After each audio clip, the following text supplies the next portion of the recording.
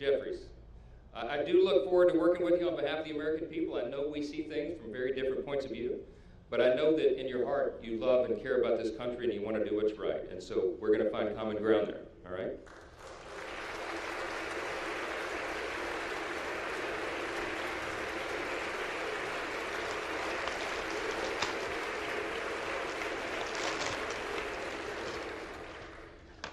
I want to express my great thanks for our Speaker Emeritus, Kevin McCarthy.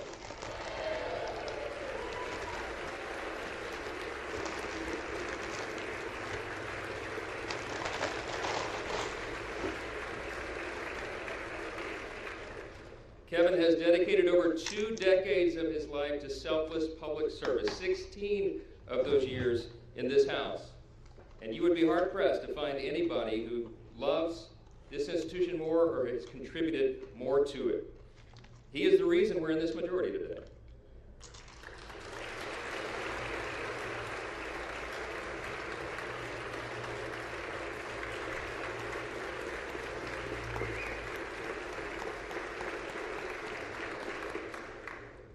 His impact can never be overstated, and I want to thank him for his leadership, his friendship, and the selfless sacrifice that you and Judy have made for so many years. You helped build it, Kevin, and we owe you a great debt of gratitude. I want to thank the dedicated and overworked staff of this beleaguered House.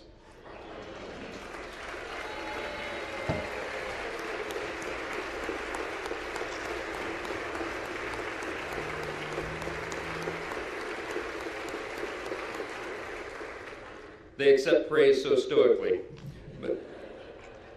But Miss Susan Cole, our House reading clerk, and yes.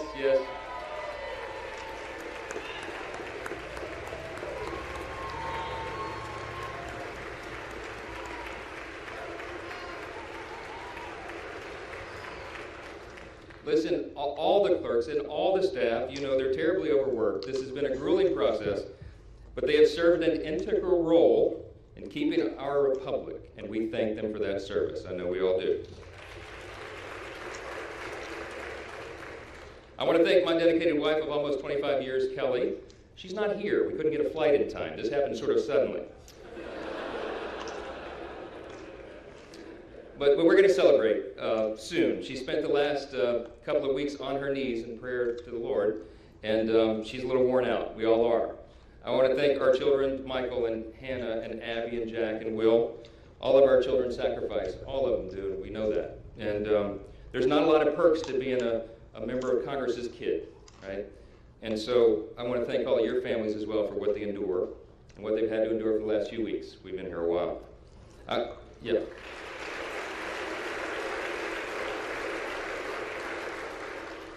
I want to thank my faithful mother, Jeannie Johnson, who bore me at the age of 17. And my brothers, Chris and Josh, and my sister, Laura, and all their families, and all of our extended family. In Louisiana, family's a big deal, and we got a bunch of them. I especially want to thank all the extraordinary people of the great state of Louisiana. We have never had a Speaker of the House hail from our state, and so they've been lifting us up. I thank the people of Louisiana for the opportunity to serve you in Congress, and I'm humbled by your continuous support. We will make you proud. To my colleagues, I want to thank you all for the trust that you have instilled in me to lead us in this historic and unprecedented moment that we're in. The challenge before us is great, but the time for action is now, and I will not let you down.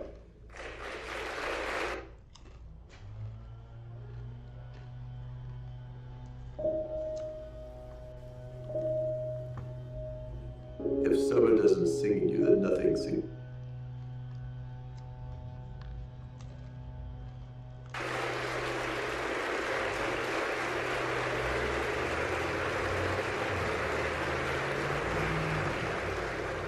I want to say to the American people, on behalf of all of us here, we hear you.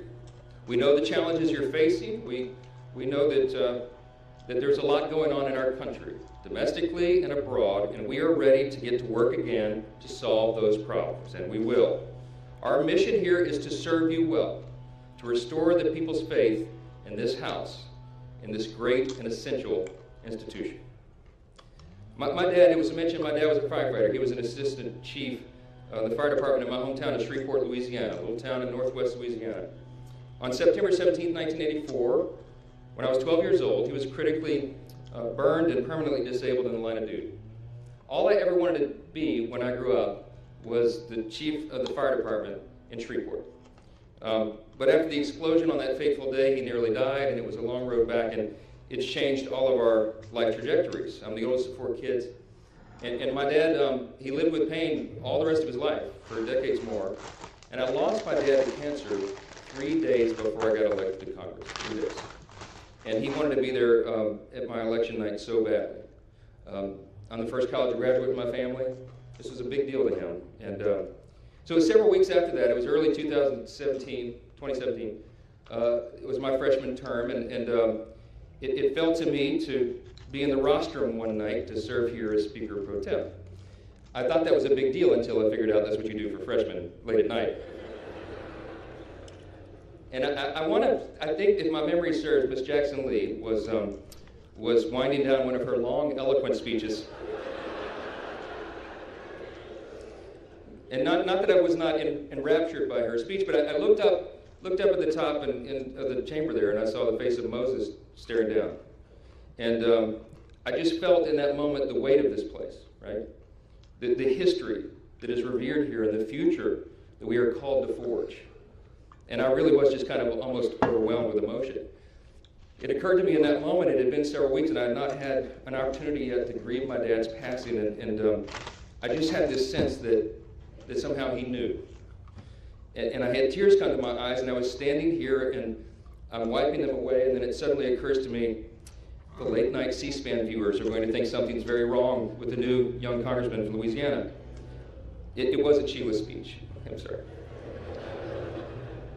I just knew in that moment that my dad, my father, would be proud of me, and I felt that he was. And I think all of our parents are proud of what we're called to do here. I think all the American people at one time had great pride in this institution, but right now, that's in jeopardy. And we have a challenge before us right now to rebuild and restore that trust. This is a beautiful country. It's the beauty of America that allows a firefighter's kid like me to come here and serve in this sacred chamber where great men and women have served before all of us and strive together to build and then preserve what Lincoln did refer to as the last best hope of man on earth. We stand at a very dangerous time. I've stated the obvious. We all know that. The world is in turmoil. But a strong America is good for the entire world.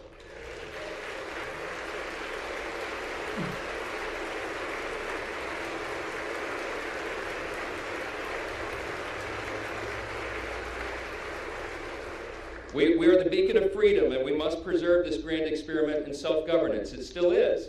We're only 247 years into this grand experiment. We don't know how long it will last, but we do know that the founders told us to take good care of it. I want to tell all my colleagues here what I told the Republicans in that room last night. I don't believe there are any coincidences in a matter like this. I believe that Scripture, the Bible, is very clear. That God is the one that raises up those in authority. He raised up each of you, all of us. And I believe that God has ordained and allowed each one of us to be brought here for this specific moment in this time. This is my belief. I believe that each one of us has a huge responsibility today to use the gifts that God has given us to serve the extraordinary people of this great country, and they deserve it. And to ensure that our republic remains standing as the great beacon of light and hope and freedom in a world that desperately needs it.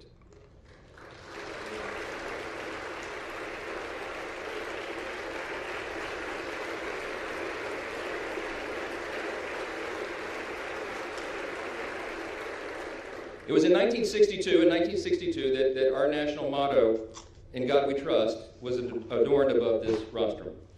And if you look at the little guide that they give tourists and constituents who come and visit the house, if you turn in there to about page 14 in the middle of that guide, it tells you the history of this. And it says very simply, these words were placed here above us. This motto was placed here as a rebuke of the Cold War era philosophy of the Soviet Union. That philosophy was Marxism and communism, which begins with the premise that there is no God. This is a critical distinction that is also articulated in our nation's birth certificate. We know the language well. The famous second paragraph that we used to have children memorize in school, and they don't do that so often anymore, but they should. G.K. Chesterton was the famous British philosopher and statesman, and he said one time, America is the only nation in the world that is founded upon a creed. And he said it's listed with almost theological lucidity in the Declaration of Independence. What is our creed? We hold these truths to be self-evident, that all men are created equal, not born equal, created equal. And they are endowed by the same inalienable rights, life, liberty, pursuit of happiness. That is the creed that has animated our nation since its founding, that has made us the great nation that we are. And we're in a time of extraordinary crisis right now. And the world needs us to be strong. They need us to remember our creed and our admonition. Turmoil and violence have rocked the Middle East and Eastern Europe. We all know it. And tensions continue to build in the Indo-Pacific. The country demands strong leadership of this body, and we must not waver. Our nation's greatest ally in the Middle East is under attack. The first bill that I'm going to bring to this floor in just a little while will be in support of our dear friend Israel, and we're overdue in getting that done.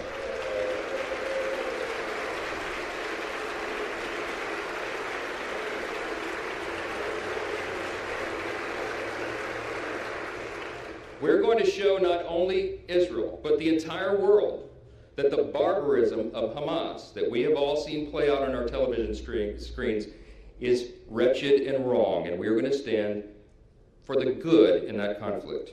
We have a catastrophe at our southern border. The Senate and the White House can no longer ignore the problem. From Texas to New York, wave after wave of illegal migrants are stressing our communities to their breaking points. We know that our streets are being flooded with fentanyl, and all of our communities, children, and even adults are dying from it. The status quo is unacceptable. Inaction is unacceptable, and we must come together and address the broken border. We have to do it.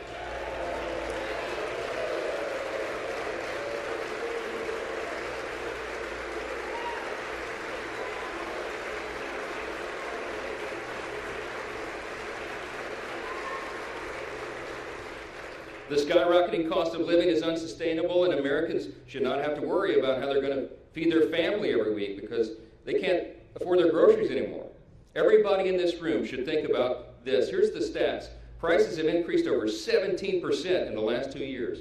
Credit card interest rates are at the highest level in nearly 3 decades, and mortgage rates are now at a peak we haven't seen since 2001.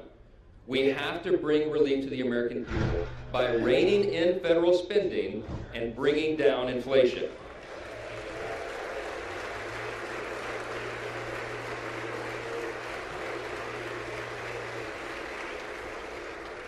The greatest threat to our national security is our nation's debt. And while we've been sitting in this room, that's right,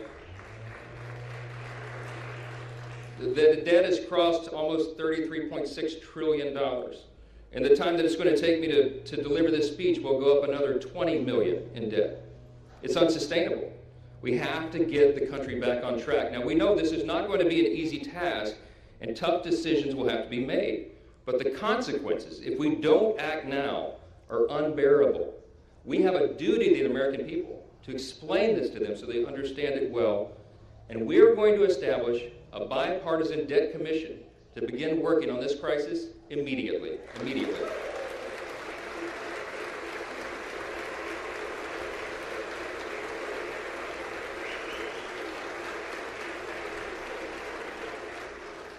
We all know that we also live in a time of bitter partisanship.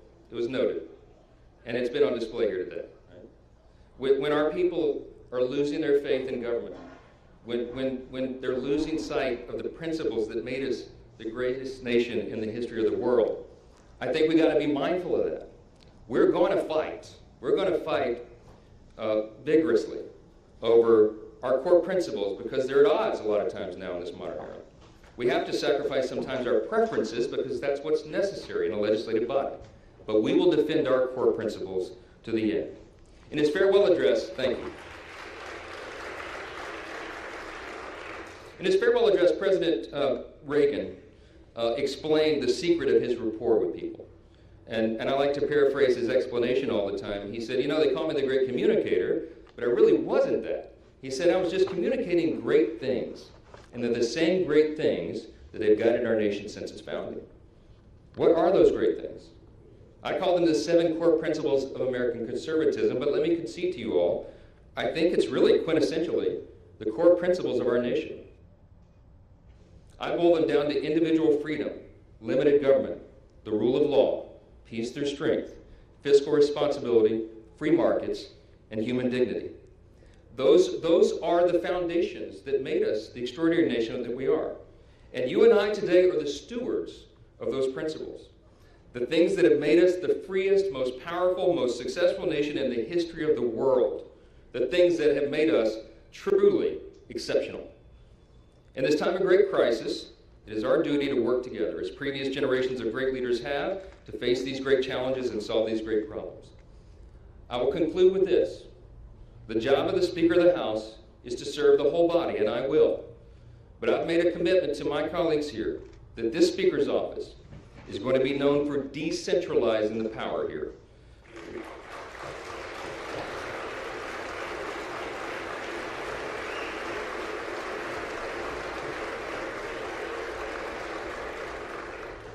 My office is going to be known for members being more involved and having more influence in our processes and all the major decisions that are made here, for predictable processes and regular order.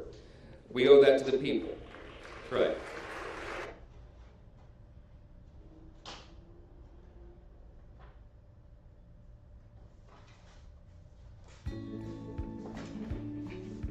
You make your kingdom, and your kingdom makes you. And I'm going to make this commitment to you, to my colleagues here and on the other side of the aisle as well. My office is going to be known for trust and transparency and accountability, for good stewardship of the people's treasure, for the honesty and integrity that is incumbent upon us, all of us, here in the people's house. Our system of government is not a perfect system. It's got a lot of challenges, but it is still the best one in the world, and we have an opportunity to preserve it.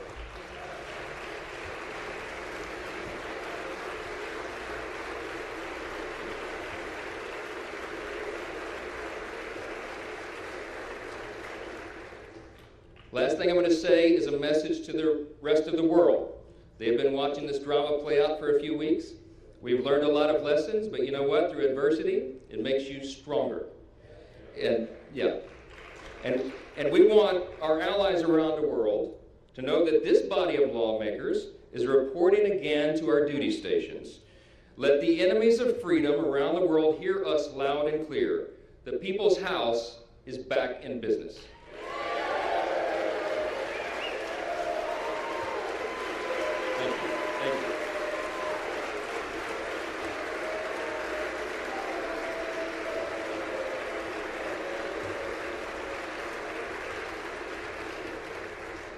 We will do our duty here. We will serve you well. We will govern well, and we'll make you proud in this institution again. We're gonna fight every day to make sure that is true. I look forward to the days ahead. I genuinely believe in my heart that the best days of America are still ahead of us. God bless you, and God bless the United States of America. Thank you.